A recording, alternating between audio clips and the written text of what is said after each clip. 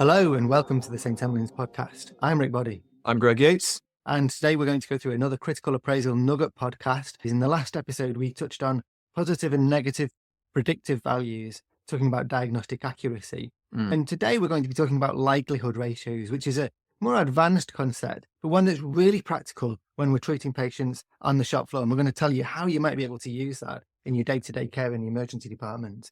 So Greg, what is a likelihood ratio and how do we calculate one? All right.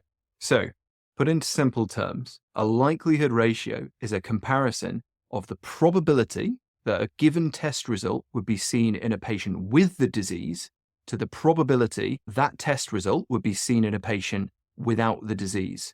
So if you want to think back to our first critical appraisal nugget, it's the ratio of the sensitivity to 1 minus specificity. Now, I know 1 minus specificity is a concept that's given me a bit of a headache in the past. Essentially, that is false positive rate. So how often the test is positive in somebody who does not have the condition.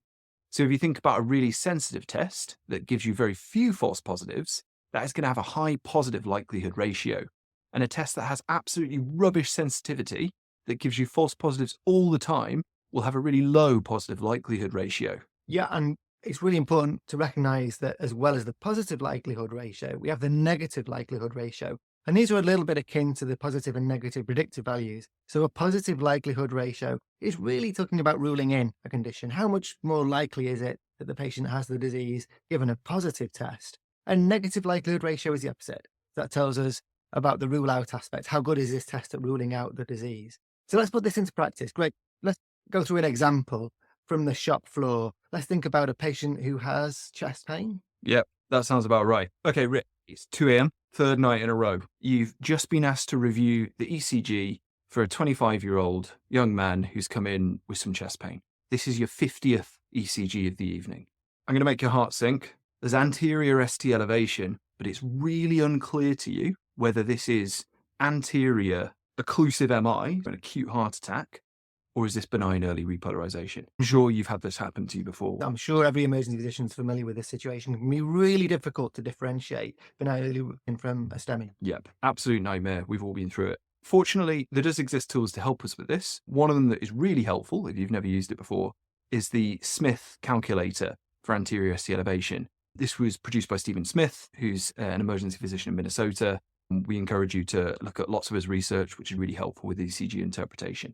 But you can essentially put some of the parameters from your ECG into the Smith calculator, and it will tell you the likelihood that this represents an anterior occlusive MI versus benign early repolarization. Let's say we've done this and we've popped it through the calculator and it's told us this is above threshold and that this is likely to represent an anterior STEMI in this 25-year-old guy, no medical history, but some chest pain. And I'm going to go back to the original study and I can see here that our sensitivity of this test, the Smith calculator, is 86% with a specificity value of 91%. So surely at this point, job done. Why would I need a likelihood ratio? I guess they're a little bit abstract, aren't they? The sensitivity and specificity, they're 86% and 91%. So if we were going to calculate the positive likelihood ratio of this, we're going to take the sensitivity of 86%. We're going to divide it by the false positive rates. That's 100 minus the specificity, which was 91. So it's 86 divided by 9. And the authors have calculated that for us and tell us that the likelihood ratio or positive likelihood ratio is 9.2. Okay. So that means that a patient with a Smith calculator score above the threshold is over 9 times as likely to be having a STEMI as someone with a lower score. Okay. Are we able to get that in terms of percentile probabilities as well? Or are we stuck with odds? Because I always find, I don't know about you, but I've not done much sort of horse betting or anything. Odds I actually find really difficult to understand. There's an interesting relationship between them. I mean, generally, they're often very similar, but as opposed to a probability, we're comparing the ratio of positive and negative cases. Instead of dividing the total of 1 divided by the total. So it's a little bit different. So let's just say, for example, that this patient is 25 years old, is coming with chest pain.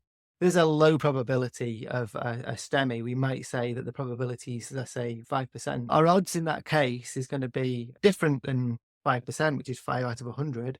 Our odds is 5 to 95. So subtly different. And likelihood ratios work with odds. So we put in the pretest odds, we times it by the likelihood ratio, and it gives us a post-test probability of the patient having the disease. And that's the crucial thing, and how this becomes practical for us on the shop floor, because a ratio by itself isn't that helpful. Okay.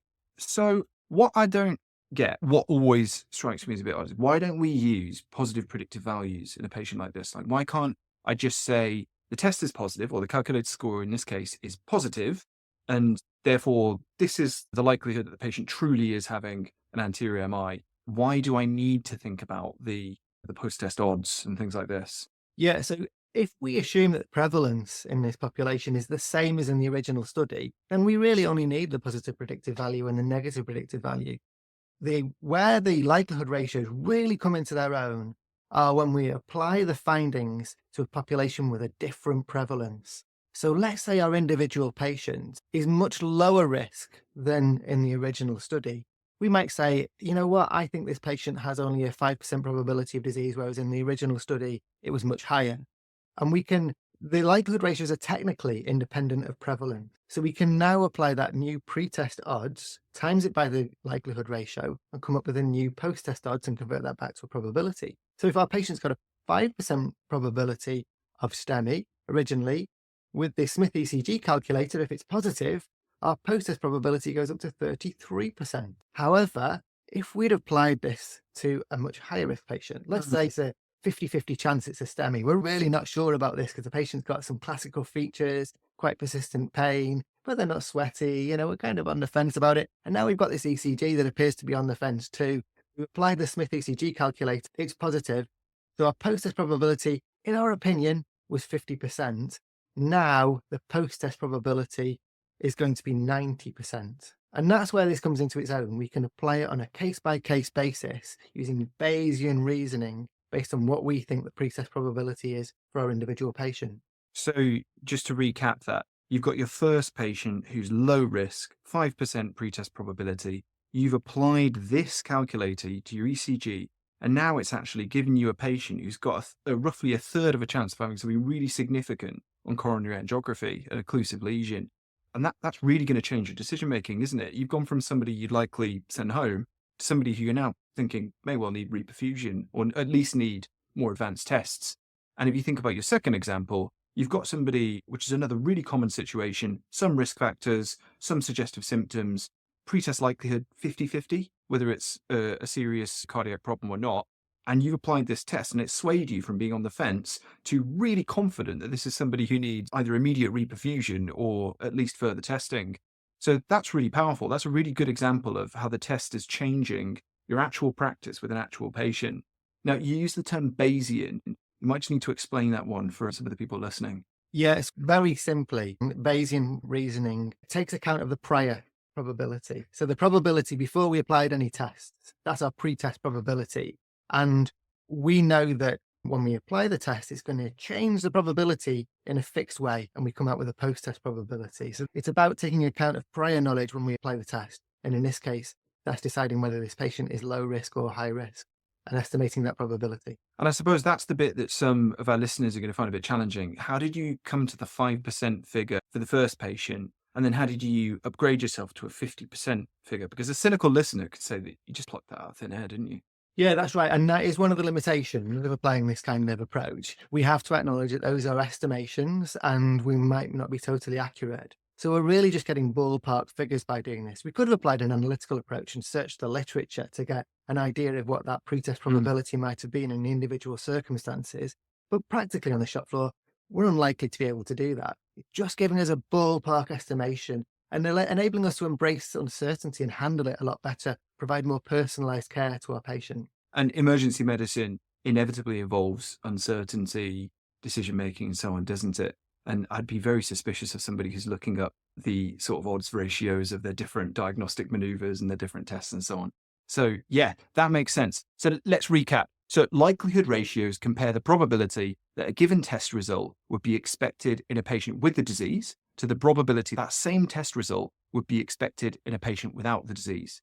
You can calculate them as sensitivity divided by the false positive rate, or 1 minus specificity, and a higher likelihood ratio signals a more effective diagnostic test.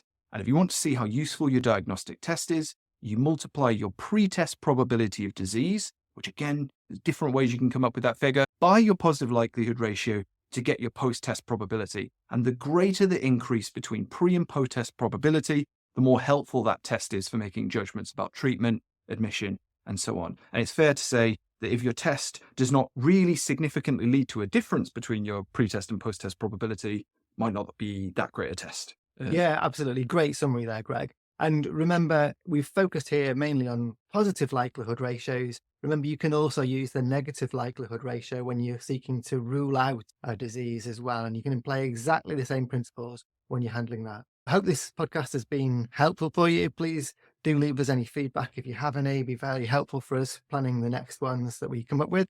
And take care from me. Thank you for listening.